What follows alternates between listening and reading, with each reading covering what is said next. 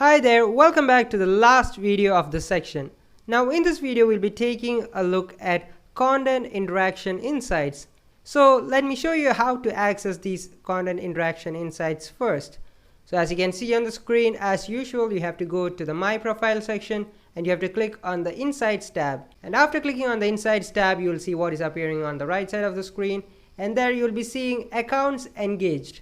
What you have to do is that you have to click on the Accounts Engaged and you'll be able to access the content interaction insights. So now as you can see on the screen, this is what appears after you click on the Accounts Engaged. And if you don't know what the content interaction insights are, well, a lot of people would be seeing your contents, right? But only a few of those people would be liking your contents, commenting in your contents, saving your contents, and sharing your contents. So if people do any one of those four things, then those engagements would be shown in the content interaction insights.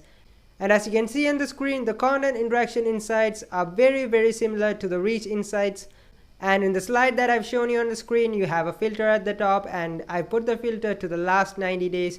You can put it to last 7 days to last 90 days. So I've taken the last 90 days, and just below that you have the engaged audience. And in the previous video, I've showed you how to use these insights of top cities, top location, as well as top gender. So you'll be able to use these insights for Instagram advertisement, as well as to check whether your targeting has been acquired.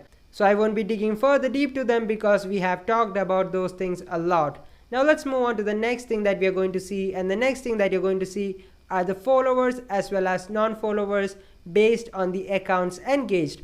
And you can see that around 9,427 of my followers engaged with my contents, and around 21.6k of non-followers engaged with my contents. So how will I use these metrics? Well, if you don't know how to use these metrics, what you have to do is that you can't use these metrics in isolation.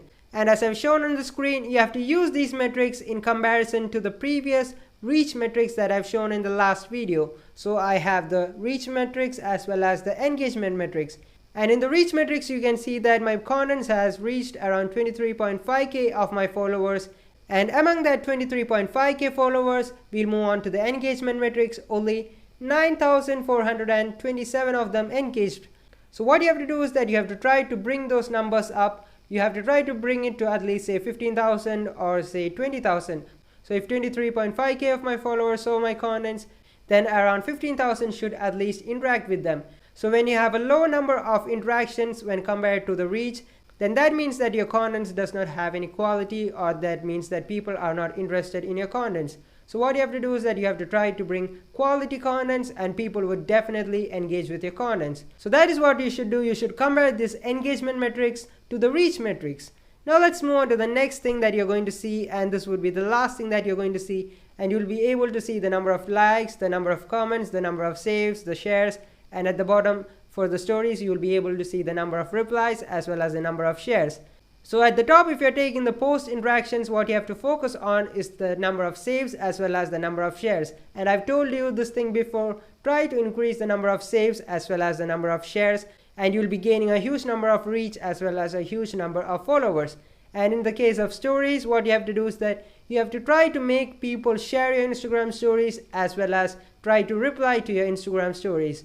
So in order to make people share your Instagram stories, what you have to do is that you have to post funny, relatable, informative contents on Instagram stories, and they would definitely start sharing your contents. Now those were the things that I wanted to tell you in this video. I hope you liked this video, and let's wrap up this section over here. We'll be continuing in the next section.